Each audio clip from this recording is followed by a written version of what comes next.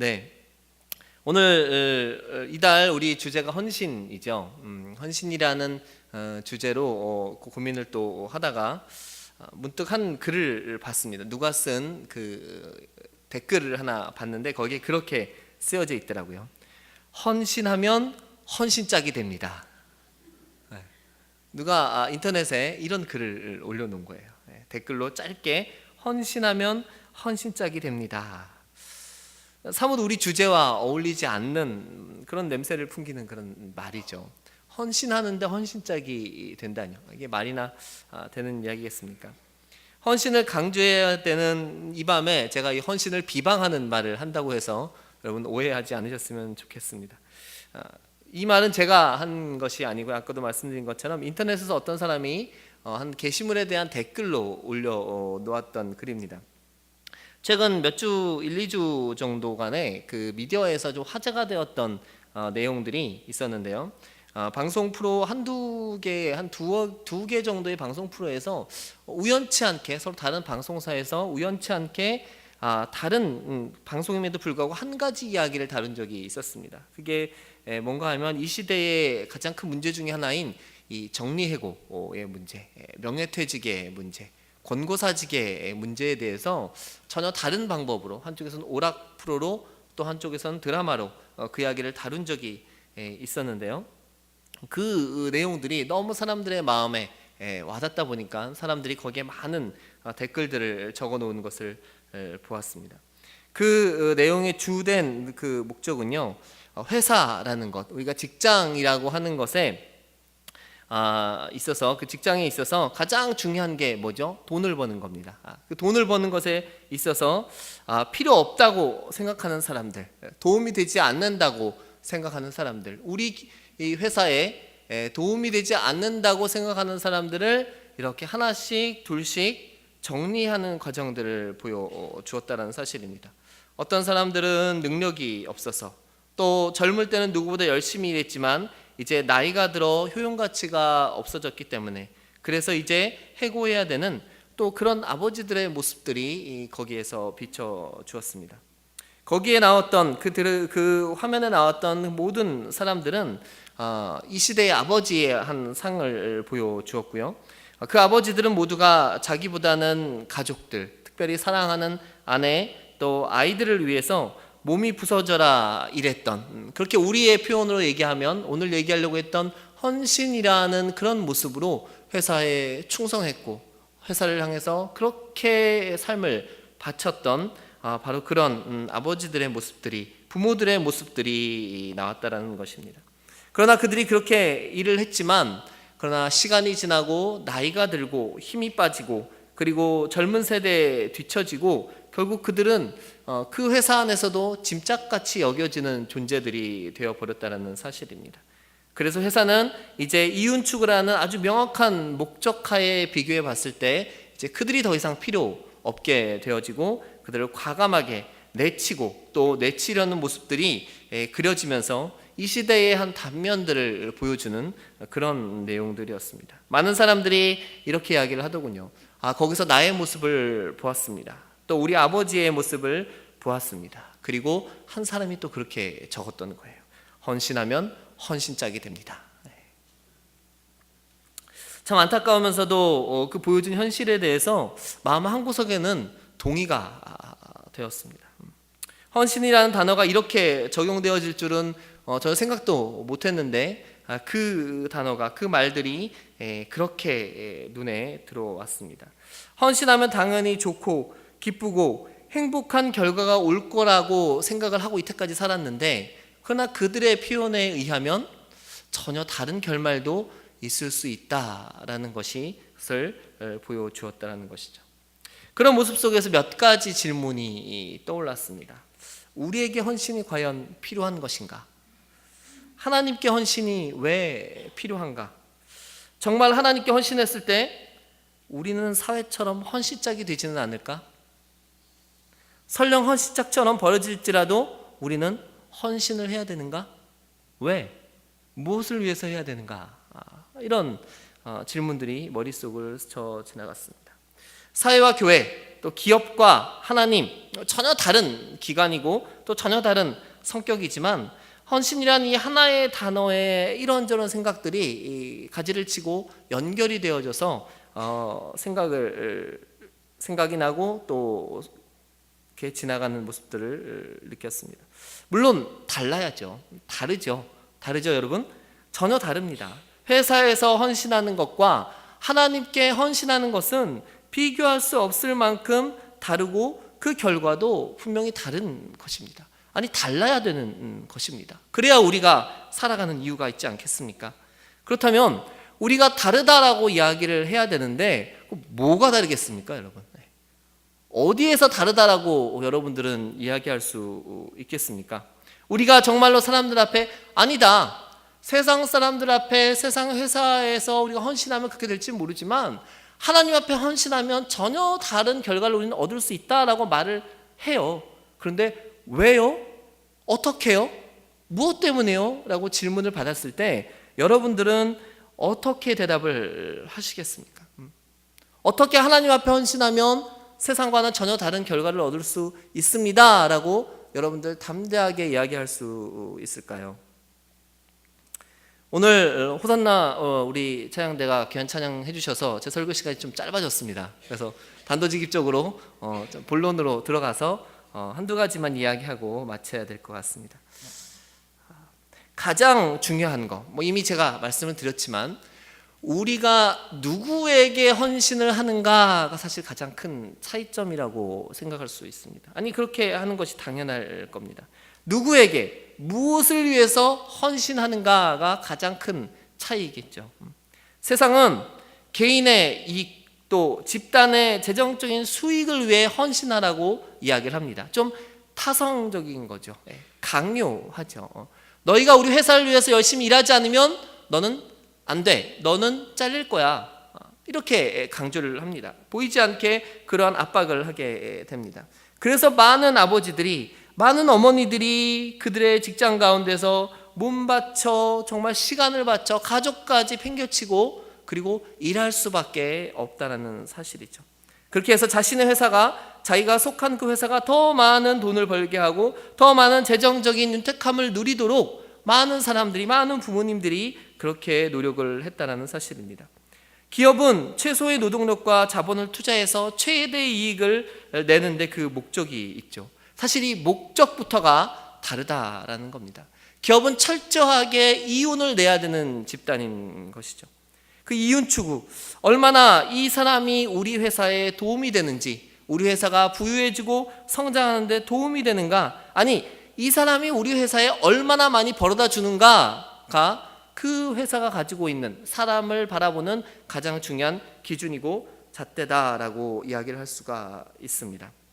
그래서 그렇게 그 기준에 부응하지 못하는 사람들, 그 기준에 충분히 쫓아오지 못하는 사람들은 적절한 방법들을 사용하고 합법적인 테두리 안에서 그들을 정리할 수 있다라고 생각하는 것이 기업의 모습일 것입니다. 또 법적으로 그런 부분들이 또 허용되고 있지는 않은가 생각을 해볼 수 있습니다. 요즘 한참 이야기하는 갑과 을의 관계죠. 갑은 을을 마음대로 좌지우지할 수 있는 그런 모습들이 바로 우리 기업 안에, 우리 회사들 안에 있는 가장 중요한 관계입니다. 과거에 얼마나 기여했는가, 이것도 사실 중요합니다. 그러나 더 중요한 것은 이 사람이 지금 얼마나 기여하고 있는가가 사실 더 중요하다라고 볼 수 있습니다. 그래서 이제 정년퇴직을 앞두고 있는 그 많은 분들이 과거에 그렇게 열심히 일하고도 좋은 그런 실적들도 올렸지만, 그러나 지금 아무것도 하지 못함으로 인해서 그렇게 한 분, 두 분 회사에서 물러나야 되는, 소위 말하는 권고사직, 명예퇴직, 이런 부분들로 회사에서 떠나가야 되는 그런 쓸쓸한 뒷모습들을 우리에게 보여주고 있습니다. 그렇게 헌신적으로 일했지만 지금 필요가 없다면 과감하게 버릴 수 있는 것, 이게 바로 오늘날 시대적인 생각이고 시대적인 가치라는 사실이 참 쓸쓸해지게, 씁쓸해지게 만들고 있습니다. 우리 믿는 사람들, 유일하게 우리가 헌신할 수 있는 분은 오직 한 분일 겁니다. 바로 우리 하나님 아버지이신 거죠. 우리가 헌신해야 되는 목표점은 유일하게 딱 한 분 하나님이시다라는 겁니다. 중요한 건 왜 하나님이어야 됩니까, 여러분? 왜 하나님께 헌신해야 되죠? 제가 좀 질문하고 싶네요. 누가 속 시원하게 이야기 한번 해보시겠어요? 왜 하나님 앞에 헌신해야 되죠, 여러분? 왜요? 안 하면은 벌 받을 것 같아서요? 안 하면 우리 자녀가 좀 잘 안 될 것 같아서요? 안 하면 가다가 교통사고도 날 것 같아서요? 설령 그러지는 않겠죠. 하나님의 목적을 우리가 한번 생각해 볼 필요가 있습니다. 아까 회사의 목적, 기업의 목적을 생각했잖아요. 똑같이 하나님이 가지고 계신 목적이 무엇인가를 먼저 생각해 보면 우리가 여기에 대답을 얻을 수 있을 거라고 생각을 합니다. 기업은 철저하게 이윤 추구라고 이야기를 했는데요. 그렇다면 하나님의 목적은 어디에 있을까요? 하나님도 우리를 통해서 이윤을 추구하시는 걸까요? 돈을 벌고 싶으신 걸까요? 아닙니다. 우리를 일꾼으로 하나님께서 사용하시지만 이윤을 내기 위한 일꾼이 아니라 바로 하나님의 사랑입니다. 인간을 향한 하나님의 사랑의 일꾼으로 우리를 불러주신다라는 사실입니다. 좀 시시하시죠? 다 알고 있는 거라서. 하지만 우리가 다 알고 있는 이것이 진리라는 사실입니다. 하나님 이 땅 가운데 우리 사람들을 향하여 긍휼한 마음을 가지고 계십니다. 더 많은 사람들에게 하나님의 사랑과 하나님의 그 은혜를 부어주시기 위해서 더 많은 우리 먼저 믿는 일꾼들을 통하여 더 많은 사람들을 하나님께로 인도하기를 원하고 계시다라는 사실입니다. 그리고 그들로 하여금 하나님의 사랑을 경험하고 그 사랑 안에서 그 은혜 안에서 그것을 누리며 살기를 원하시는 것이 이 땅 가운데 세우신 하나님의 중요한 목적이다라고 말씀드릴 수가 있습니다. 제가 요즘 화요일마다 이제 떠나가 버린 김찬희 목사님의 성경 공부를 이어받아서 제가 지금 하고 있는데요. 어제 성경 공부 모임을 하면서 공의라는 것에 대해서 좀 나누었는데, 공의다라고 얘기하면은 바른 거, 옳은 거, 공평한 거, 뭐 이런 종류의 얘기를 하고 있는데, 공부를 하면서 준비를 하면서 생각을 해보니까 단순히 옳고 그름의 문제가 거기에 있는 게 아니더라고요. 더 큰 것은 바로 하나님이 인간을 얼마나 긍휼하게 여기시는가, 하나님이 인간을 얼마나 사랑하시는가에 대한 이야기가 바로 그 공의라는 그 두 글자 뒷면에 숨어 있다라는 사실인 겁니다. 출애굽기라든지 신명기, 레위기, 이 모세오경들을 통해서 하나님 많은 율법에 대해서 이야기를 하셨는데, 그러나 그 율법들은요, 사람의 죄를 정죄하기 위한 율법이 아니라 사람을 살리기 위한 율법이고 사람을 사랑하기 위한 하나님의 방법들이 적힌 글이었다는 사실들을 우리는 발견할 수가 있습니다. 출애굽기 21장 7절에서 11절에 보면요, 제가 좀 빨리 읽어보겠습니다.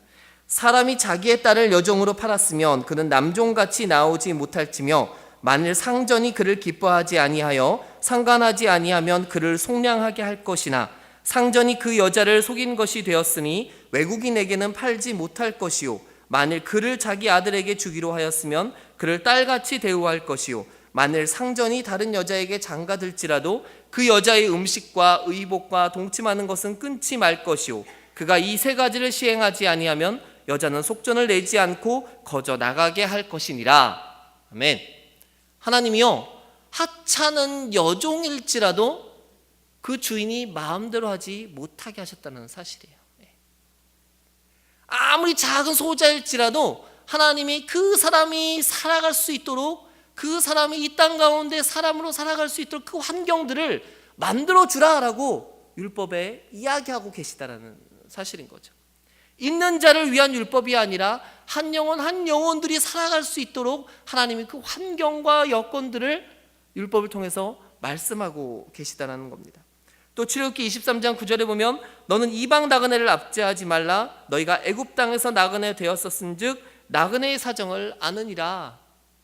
나그네에 대한, 이방 사람들에 대한 그들의 여정과 그들의 고난도 하나님은 기억하시고 그들 모두를, 그러니까 이 땅 가운데 살고 있는 모든 사람들을 사람으로 인정하고 그들이 온전하게 살아갈 수 있도록 그들에게 배려하라, 그들에게 사랑을 베풀고 긍휼을 베풀라라고 이야기하는 것이 바로 이 하나님의 율법의 주된 내용이라는 사실입니다. 우리가 헌신해야 할 대상이 바로 하나님의 최고 목적이 바로 인간이라는 사실, 그리고 그들을 향한 하나님의 사랑과 긍휼이 이루어지도록 우리가 헌신하는 거라는 겁니다. 그 하나님을 바라보면서 인간을 사랑하시는 그 하나님 앞에 그래서 우리가 헌신해야 된다라는 사실입니다. 하나님의 목적은 다른 그 어떤 것에 있는 게 아니라 바로 저와 여러분들, 이 땅 가운데 믿지 않는 모든 영혼들을 향한 하나님의 사랑이, 하나님의 그 마음이 그들에게 있기 때문에 그들을 위해서 결국 하나님 앞에 헌신한다는 것은 세상 사람들을 위해 사랑하고 섬기고 그들을 품으며 살아가야 된다는 것을 동시에 얘기하고 있다는 사실인 거죠. 하나님께 가장 중요한 것은 물질도 아니고요, 커다란 성전도 아니고요, 더 크고 놀라운 어떤 기적들이 아니고요, 바로 저와 여러분들입니다. 이 땅 가운데 살아가고 있는 모든 영혼들이라는 사실입니다. 우리가 굳이 하나님 앞에 헌신해야 될 이유를 찾자면 바로 우리를 아시는 하나님, 나를 사랑해 주시는 하나님, 나를 너무나도 긍휼히 여겨주시는 바로 그 하나님 때문이다라는 사실인 겁니다. 그 하나님 앞에 우리가 헌신하고 우리의 삶을 드릴 수 있어야 될 것입니다. 멀리 돌아왔는데요, 오늘 본문은 다니엘의 세 친구 이야기입니다. 여러분 너무 잘 아시는 다니엘의 세 친구 이야기죠. 사드락, 메삭, 아벳느고. 이들은 바벨론 포로로 잡혀간 사람들이었습니다. 그러나 그들은 포로였지만 여전히 하나님을 믿고 하나님 앞에 그들의 믿음의 삶을 영위했습니다. 포로의 생활을 지냈지만 그러나 그 와중에도 하나님을 잊지 않고 하나님 앞에 그들 스스로가 해야 될 일들을 그들은 결코 소홀히 하지 않았던 사람인 거죠. 그리고 아마도 그들은 그 바벨론에서 또 이런저런 많은 영향력들을 미치고 있지 않았는가 이렇게 생각해 볼 수 있습니다. 왜냐하면 그들을 참소하는 사람들이 있다라고 오늘 읽진 않았지만 8절에 이야기하고 있기 때문인 거죠. 그들의 모습을 보고 그들을 시기하고 그들을 어떻게든 잡아 끌어내리려고 하는 사람들, 어디나 있는 그 사람들이 이 성경 가운데도 8절 가운데 있었던 것이죠. 아마 이들은 정치적인, 어쩌면 종교적인 그런 열등감에 그랬을지도 모르겠습니다. 어쨌든 그들은 경쟁자로서 그 세 친구들을 어떻게든 감옥에 집어넣고 어떻게든 해하려고 그들은 계획을 했던 것 같습니다. 그들은 어떤 계략을 세웠습니까? 느부갓네살 왕이 만든 그 금신상 앞에 숭배하지 않는 모든 사람들을 풀무불에 집어넣자라고 왕에게 건의를 하게 되죠. 하나님을 섬기는 그 세 친구들은 결코 그들의 하나님을 배신하지 않았습니다. 철저하게 내 다른 우상을 만들지 말라, 우상 앞에 절하지 말라라는 그 두 번째 계명을 그들은 끝까지 지키게 되었죠. 그런 그들이 결국 느부갓네살 왕 앞에 끌려와서 왕에게 취조를 받게 됩니다. 14절 15절에 보면 느부갓네살이 그들에게 물어 이르되 사드락, 메삭, 아벳느고야, 너희가 내 신을 섬기지 아니하며 내가 세운 금신상에게 절하지 아니한다 하니 사실이냐? 이제라도 너희가 준비하였다가 나팔과 피리와 수금과 사명금과 양금과 생황과 및 모든 악기 소리를 들을 때 내가 만든 신상 앞에 엎드려 절하면 좋거니와 너희가 만일 절하지 아니하면 즉시 너희를 맹렬히 타는 풀무불 가운데에 던져 넣을 것이니 능히 너희를 내 손에서 건져낼 신이 누구이겠느냐 하니. 엄청난 위협을 이들에게 가했습니다. 그러나 그들은 담대하게 대답하죠. 왕이여, 우리가 섬기는 하나님이 계시다면 우리를 맹렬히 타는 풀무불 가운데에서 능히 건져내시겠고 왕의 손에서도 건져내시리이다. 그리고 중요한 한마디를 더 합니다. 그렇게 하지 아니하실지라도 우리를 건져내지 아니하실지라도 왕이여, 우리가 왕의 신들을 섬기지도 아니하고 왕이 세우신 금신상에게 절하지도 아니할 줄을 아옵소서. 그렇게 하지 아니하실지라도 내가 기대하고 내가 소망하고 내가 간구하고 내가 바라고 내가 울부짖으면서 기도했을지라도 하나님이 그 뜻대로 우리의 기도대로 들어주시지 아니할지라도 우리는 결코 우상 앞에 절하지 아니할 것입니다 라는 것이 이 세 친구들의 믿음이고 그들의 결단이고 그들의 삶이었습니다. 오늘 표현을 빌려서 한번 재구성해봤습니다. 그동안 열심히 하나님을 믿고 신앙을 지켜왔습니다. 우리는 포로이지만 포로의 삶에 포기하지 않고 항상 하나님께 우리의 마음과 삶을 드리며 그렇게 헌신했습니다. 하나님이 우리를 구원해 주실 것입니다. 혹 우리가 하나님께 헌시작처럼 버림받을지라도 우리를 사랑하시고 우리를 기억하시는 그 하나님을 우리는 배반하지 않을 것입니다. 헌신은 다른 곳에 있는 것이 아닙니다. 여러분들이 서 있는 바로 그 자리, 내가 서 있는 바로 이곳에서 하나님을 향한, 아니 인간을 향하신 하나님의 그 사랑과 긍휼하심에 반응하는 것이 바로 헌신일 것입니다. 혹 하나님의 뜻이, 하나님의 계획하심이 여기까지라면, 구원의 단계가 아니라 여기서 죽는 것이라면, 그래서 사람들의 눈 가운데 헌시작처럼 버림받는 것처럼 보일지라도 우리의 믿음은 흔들려서는 안 될 것입니다. 왜요? 우리가 아는 하나님은, 내가 믿는 하나님은 우리를 버리지 않는 분이시라는 것입니다. 하나님이 우리를 아신다라는 사실입니다. 하나님은 우리를 인생에서 해고하는 분이 아닙니다. 우리의 인생의 삶 속에서 우리에게 권고사직을 명하시거나 명예퇴직을 명하시는 분은 더더욱이 아닙니다. 더욱 우리의 삶 속에서 도전하게 하시고 더 해보게 하시고 더 많은 일을 하도록 우리를 격려하고, 우리가 쓰러져 있을 때, 우리가 모든 것을 실패했을 때, 우리가 좌절 가운데 있을 때 우리에게 새 힘을 주시는 분임을 우리는 믿어야 될 줄 믿습니다. 엘리야가 로뎀 나무 밑에서 주님 내가 이제 여기서 죽여주십시오 라고 이야기했을 때 그의 등을 두드리시면서 일어나 먹으라 라고 말씀하신 바로 그 하나님의 목소리를 우리는 기억해야 될 줄로 믿습니다. 세상 사람들이 이야기하는 헌신은 그들 말처럼 헌시작처럼 벌어질 수 있습니다. 하나님의 사람이 행한 헌신은 그러나 결코 버림받지 않을 것입니다. 하나님이 우리를 기억하시기 때문입니다. 이제 이 하나님을 믿고 한 걸음 한 걸음 믿음의 걸음을 내디디시기를 바랍니다. 헌신의 발걸음을 여러분 걸어가시기를 바랍니다. 여러분이 서 있는 자리에서, 여러분이 살고 있는 삶의 자리에서 여러분의 삶과 마음과 여러분의 시간과 여러분의 가진 모든 것을 100% 하나님께 드리시기를 바랍니다. 하나님이 우리를 함께 하시고 인도하시고 지켜주실 줄로 믿습니다. 같이 기도하겠습니다. 올 한 달 우리가 헌신이라는 주제로 또 많은 말씀들을 듣게 될 것입니다. 정말 중요한 것은 하나님이 우리를 아신다라는 사실입니다. 세상 사람들의 눈에 우리의 모습이 어리석어 보일지도 모를 것입니다. 당장에 돈이 생기는 것도 아니고 풍성해지는 것도 아니고 우리의 삶이 바뀌는 것도 아닐 것입니다. 그러나 우리가 온전히 하나님을 믿고 하나님 앞에 나아갈 때, 하나님 앞에 우리의 삶을 드리며 나아갈 때 하나님이 우리의 삶 가운데 놀라운 변화와 기적을 일으켜 주시는 줄 믿습니다. 우리는 그 하나님을 믿고 그 믿음 때문에 오늘 우리의 삶을 하나님께 드릴 수가 있습니다.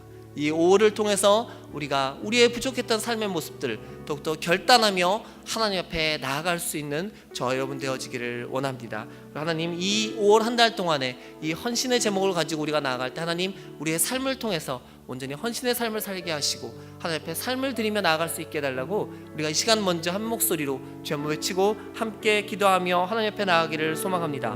주여!